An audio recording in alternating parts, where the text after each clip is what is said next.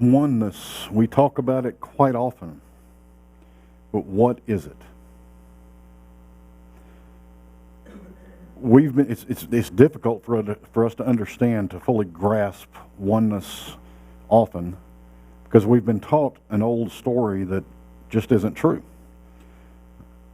Oneness is not one with something.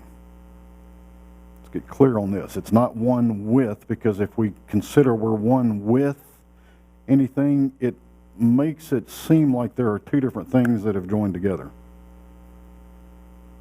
We're not that. Oneness is in. So we are one in each other. We are one in the entire human race. We're one in the things that we experience. We're one in God. Even though oneness is truth, we often wonder, how can it be, or how can we experience it more fully? When we look around at our environment, we perceive most of the time separation. I'm in this body. Roxanne is in that body. Zelma is in that body. It feels like separation. I am human. Our pets are dogs for us. It feels like separation. I live here, somebody else lives over there. It feels like separation. We consider somebody on the other side of the globe, and it's like, how in the world could we be one with them?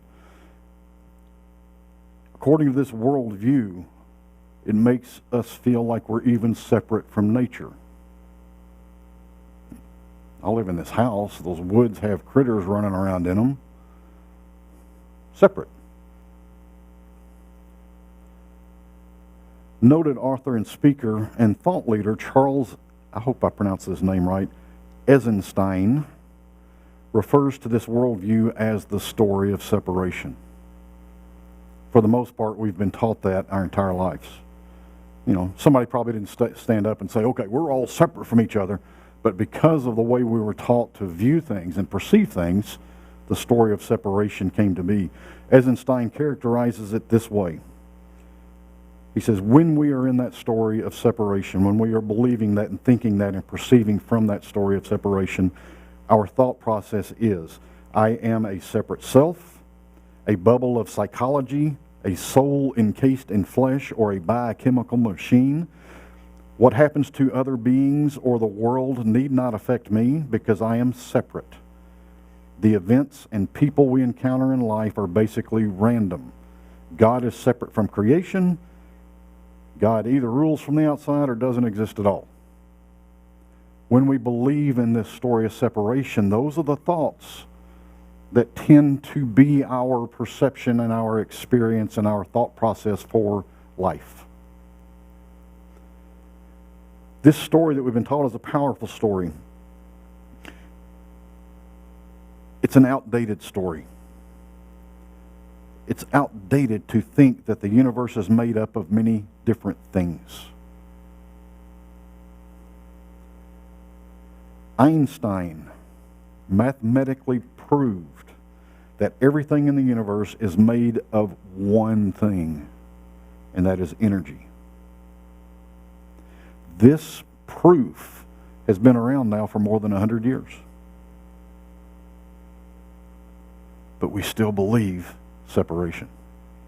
We see energy as something created by that engine that's inside our car. We see energy as something that comes through the wires into our house, into an outlet that we can plug into. Yes, those are energy, but so is everything else. There is scientific proof of this interconnectedness of all things. Each of us is interconnected and interdependent with all life. At the core of our being, we know this to be true. We actually experience this interconnectedness, this oneness, daily. In each moment. We just often dismiss it because it's become so common The old story plays in our head so we don't recognize what it is, but this is so common we don't even give it a thought.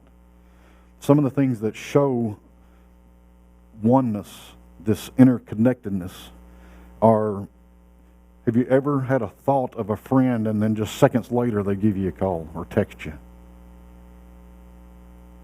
That's interconnectedness. We attend an event and get an immediate sense of a person before we meet them. Before we even see them, we just know there's somebody here. We enter a home or a building and just feel something. Sometimes it's a wonderful feeling. Sometimes it's a feeling of something's off. We witness somebody stub their toe and then we feel it. One of my things is when somebody falls, if I'm watching a show and somebody falls onto their knees, I feel it in my knees every time. For some reason, that sensation is powerful. But this happens to us all the time. We realize an answer to a problem or a situation, and after we get through that situation, we wonder, how in the world? How in the world did I figure that out? There's no way I should have known that. I've had no teaching, no experience with that situation before. How did I figure that out? We've had hundreds and thousands of these experiences without consciously noticing them for what they are. They are glimpses of oneness. When you consider phenomena like synchronicity and distance healing, that's something that's powerful right there, is distance healing. It works. If you haven't ever experienced that, do so.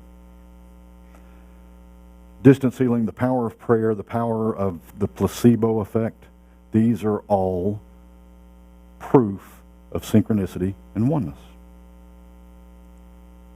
It's hard to deny that everything and everyone is not, or excuse me, is interconnected.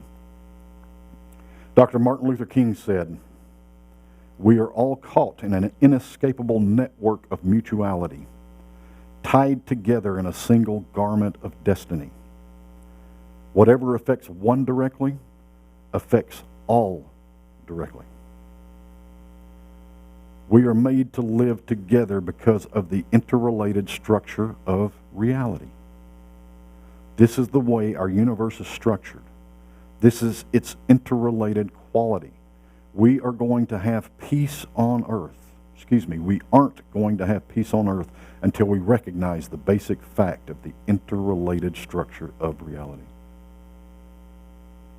You see, as long as we think that things are separate, we really don't care too much about that person over there, or we don't care about that person on the other side of the world that was killed. It's not that we wanted them to die. It's just that it doesn't even enter our thought process.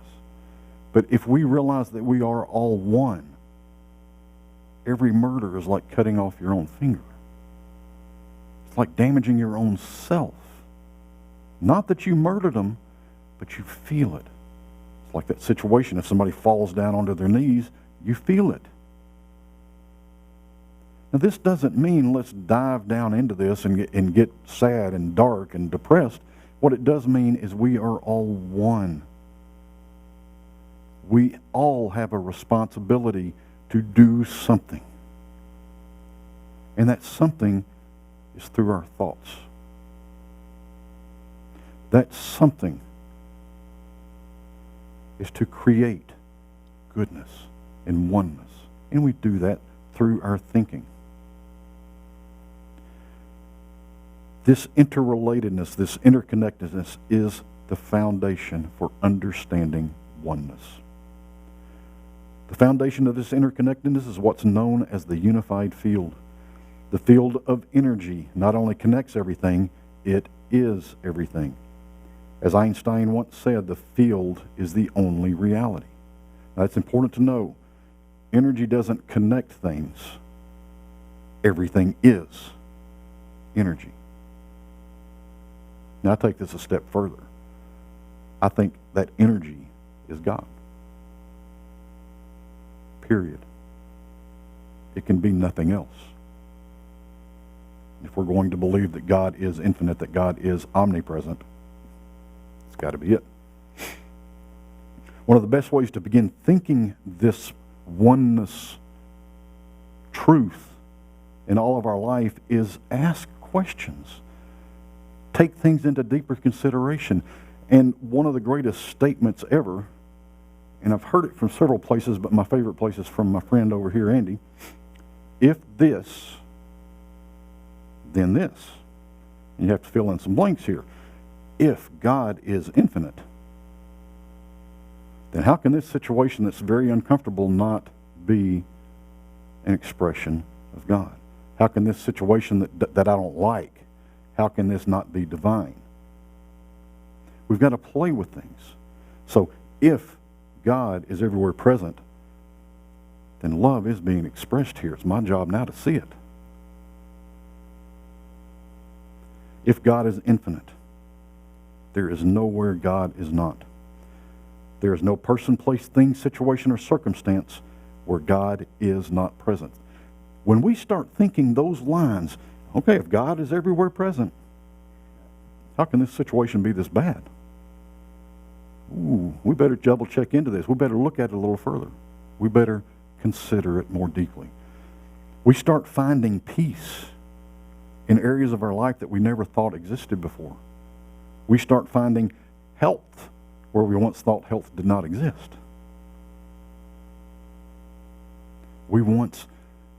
We find love where we once saw hatred or prejudice or anything other than love. If God is the only power, then no other power exists. If God is the only wisdom, no other wisdom exists. We are one in God. We are one in each other. We are one in all things. Therefore, we are fully aligned with the presence, power, and wisdom of God. And if our life, our experience of life is not reflecting that, it's up to us to change our thoughts, our perception, how we look at things.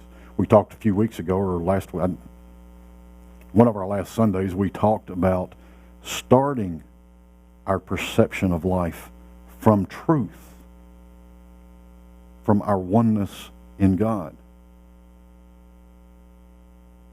We often start at the human level and try to work up to that spiritual level. Let's do it the other way around. Let's start at the spiritual level. And then we can change the way we see, feel, hear, experience things on the human level. I want to end today with a couple of quotes that I think are just absolutely beautiful. The first one is from Barbara Wren, and she says, "We are not separate, isolated individuals, but multidimensional, interconnected beings of light living in an interconnected universe.